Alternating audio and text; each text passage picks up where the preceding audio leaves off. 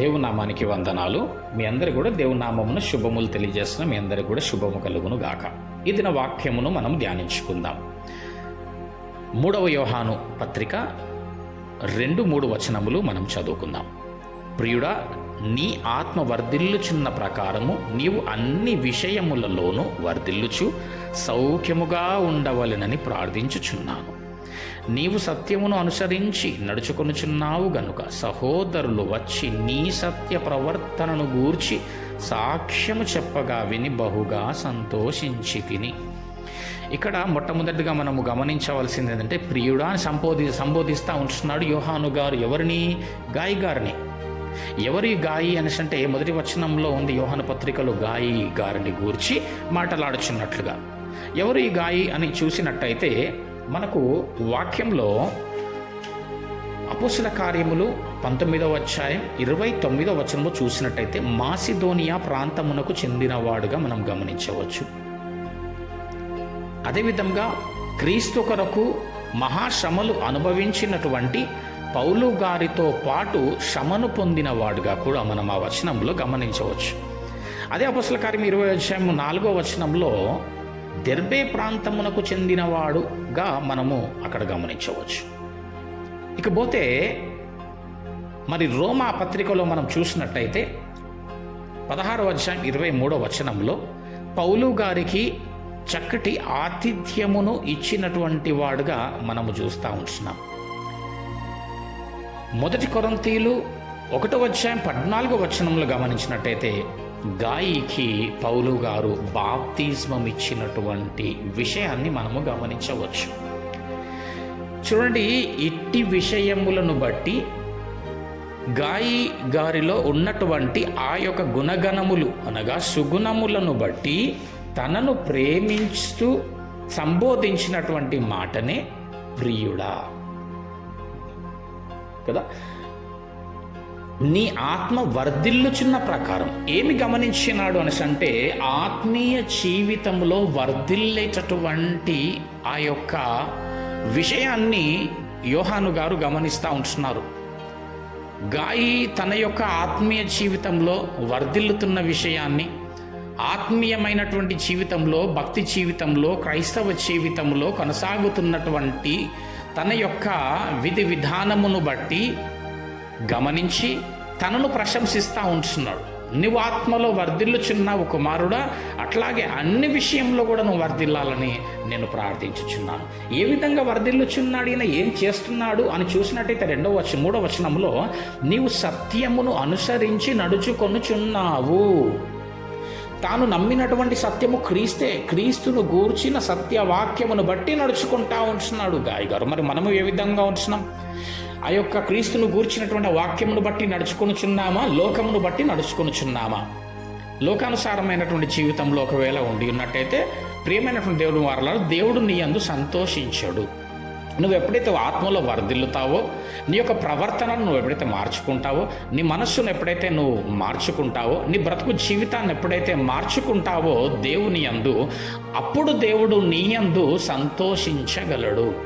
ఇక్కడ తాను వర్ధిల్లుతున్న కొలది ఏ విధంగానైతే యోహాను గారు సంతోషిస్తూ ఉంటున్నాడో, దేవుని బిడ్డలమైనటువంటి మనము కూడా మన యొక్క ఆత్మీయ జీవితాన్ని మనము మలుచుకుంటూ లోక సంబంధితమైనటువంటి వాటిని విడిచి ఆత్మలో వర్ధిల్లుచేటువంటి వారమై ఉంటే దేవుడు కూడా నీ యందు సంతోషించేవాడై ఉంటాడు. అట్టి విధంగా మన ఆత్మీయ జీవితం మరి ఏ విధంగా ఉంది? మన ఆత్మీయ జీవితం ఏ విధంగా ఉన్నదో మనముగా పరీక్షించుకొని వారమై ఉన్నాము. మన ఆత్మీయ జీవితమును బట్టి సంఘము సంతోషిస్తున్నదా? మన ఆత్మీయమైనటువంటి ఆ జీవితాన్ని బట్టి మన సత్ప్రవర్తన ద్వారా సంఘమందు దేవుడికి మహిమ రావాలా? మన యొక్క ఆత్మీయమైనటువంటి జీవితాన్ని బట్టి, మన సత్ప్రవర్తనను బట్టి సమాజమందు దేవుడికి మహిమ రావాలా?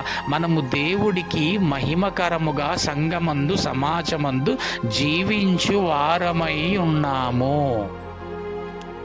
కాబట్టి ఒకసారి మనముగా పరీక్షించుకోవాలా.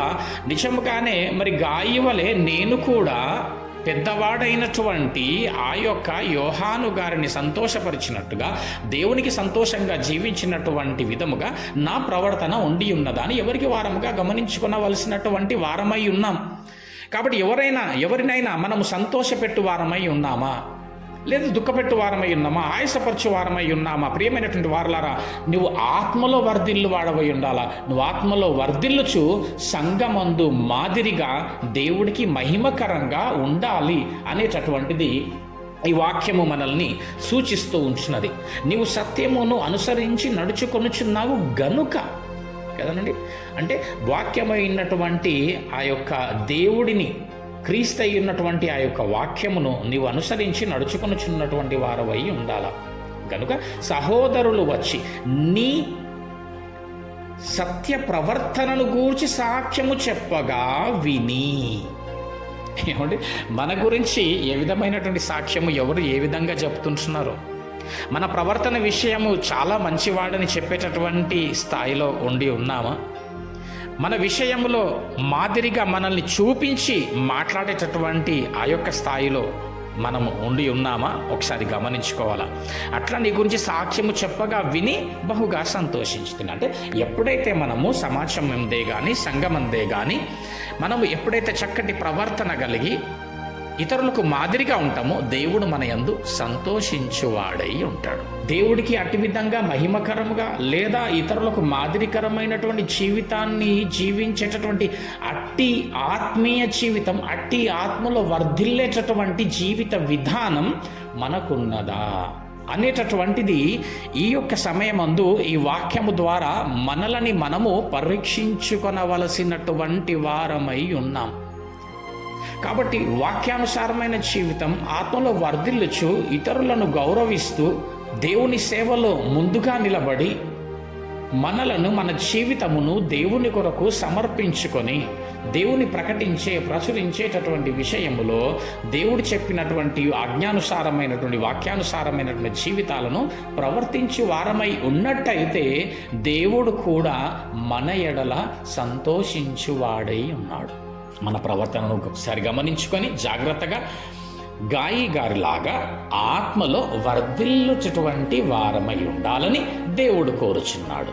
ఈరోజు ఈ మాటలు నీతో నాతో మనతో మాట్లాడుచున్నాయి అనేసి అంటే గల కారణము, దేవుడు ఇట్టి విధంగా మనల్ని చూడనిష్టపడుతున్నాడు. అట్టి విధమైనటువంటి ప్రవర్తన కలిగి నడిచేటటువంటి సామర్థ్యత కూడా మనలో ఉండి ఉన్నది గనుక ఒకసారి పరీక్షించుకొని ఇటు జీవితాములను కలిగి ఉండవలనని ప్రభు పేరట ప్రేమతో మనవి చేస్తూ ఉంటున్నాను. ఈ యొక్క కొద్ది వాక్యము దేవుడు మన ఆత్మని నిమిత్తమై దీవించి ఆశీర్వదించును గాక. ఆమెన్. ప్రార్థన చేసుకుందాం. మహోన్నతుడా, మహాగణుడా, పరిశుద్ధుడా, మరి నిజంగానే ప్రభు గాయవలే మేము చక్కటి తండ్రి మరినైనా ఆతిథ్యం ఇస్తూ తండ్రి మరినైనా చక్కటి ప్రవర్తన గలవారమై ఆత్మలో వర్ధిల్లుచు వాక్యానుసారమైనటువంటి జీవితాన్ని కలిగి అనేకులకు మాదిరిగా నా తండ్రి మీకు మహిమకరంగా ఉండేటటువంటి కృపా భాగ్యమును మాకు అందరికీ కూడా దయచేయమని ప్రార్థిస్తున్నాం. ఎవరైనా ప్రభువా నాయనా మేము ఎక్కడైనా మీకు ఆయాసకరంగా ఉండి ఉన్నట్టయితే దయతో కనికరించి క్షమించి నీ కృపలో మమ్మను భద్రపరచమని ప్రార్థిస్తున్నాం. ప్రభువా మీరు కనికరించి దేవుడు అయి ఉన్నావు గనుకనే ఈ విధముగా తండ్రి మనైనా ఈ దినమందు మేము ఎట్టి వారమై ఉన్నప్పటికీ, ఏ పాటి వారమై ఉన్నప్పటికీ మాతో వాక్యం ద్వారా మాట్లాడి మమ్మను సరిచేస్తున్నటువంటి విధానమును బట్టి మీకే విలువలేని వందనాలు చెల్లిస్తూ ఈ యొక్క చిన్న వాక్యము, ఈ చిన్న ప్రార్థన ద్వారా బిడ్డలకు కావలసిన మీ నిండైన మెండైన దీవెన కృప ఆశీర్వాదములను మెండుగా దయచేసి ప్రతి కుటుంబంలో శాంతిని, సమాధానమును, సమృద్ధి జీవమును దయచేయమని ప్రార్థిస్తూ ఉంటున్నాం. ప్రభా ఎవరెవరైతే బాగు లేకుండా ఉండి ఉన్నారో ప్రభా వారిని ముట్టండి తండ్రి, బాగుపరచమని ప్రార్థిస్తున్నాం. చక్కటి సంపూర్ణమైనటువంటి ఆరోగ్యము, స్వస్థత, శక్తి బలము చేత తండ్రి సమస్త అవసరత అక్కర మీరు తీరుస్తూ ప్రభా మీరయుండి ఆధిపత్యం వహించి అధికారం వహించి వారు చేసినటువంటి ప్రతి పనులను ఆశీర్వదించి దీవించి వర్ధిల్లింప చేయమని యేసుక్రీస్తు నామములో ప్రార్థించి అడిగి వేడుకుంటున్నాము తండ్రి. ఆమెన్.